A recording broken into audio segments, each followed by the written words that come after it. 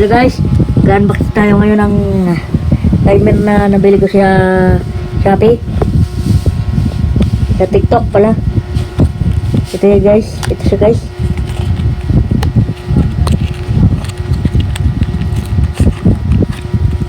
Yan yung titsura niya guys. So yan.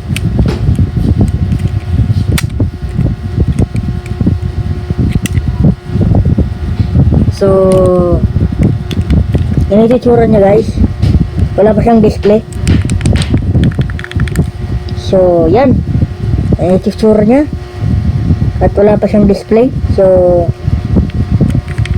ito yung nalagyanan ng battery. Isang AAA. Try natin. Meron ako dito. Ito. Ito ang battery ko. Yan. Yan. AAA.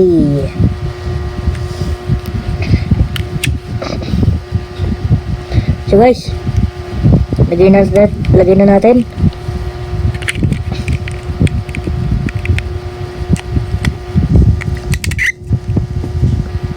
Yan, nilagay na natin.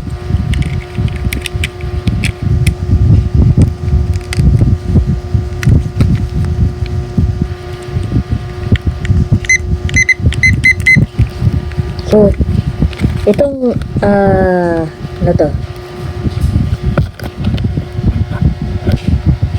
Itong QR code na to, i-scan nyo lang yan para makakuha kayo ng information tungkol sa text.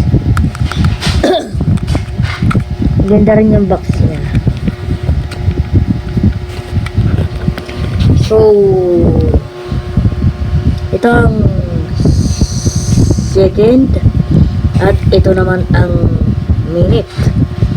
So, kung gaano karami ang pindot nyo, naka 1 minute na siya kagad. Yan. Guys, ito. So, kung gaano karami ang pindot nyo sa second, ganoon din karami seconds. Kaya, pakita ko sa inyo.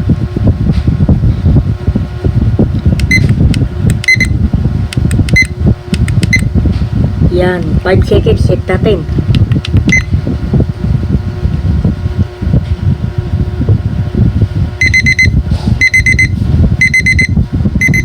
Yan guys, tumutunog siya. Para i-reset, i-press nyo lang to. So, ganoon lang guys. At maraming salamat sa panonood. At sa mga viewers dyan, abangan nyo nga pala pagpaano tayo ng drone. Unbox tayo ng drone. Ang in-order kong drone pang beginner. Ang basta hindi ko sasabihin ito, pang beginner lang siya. So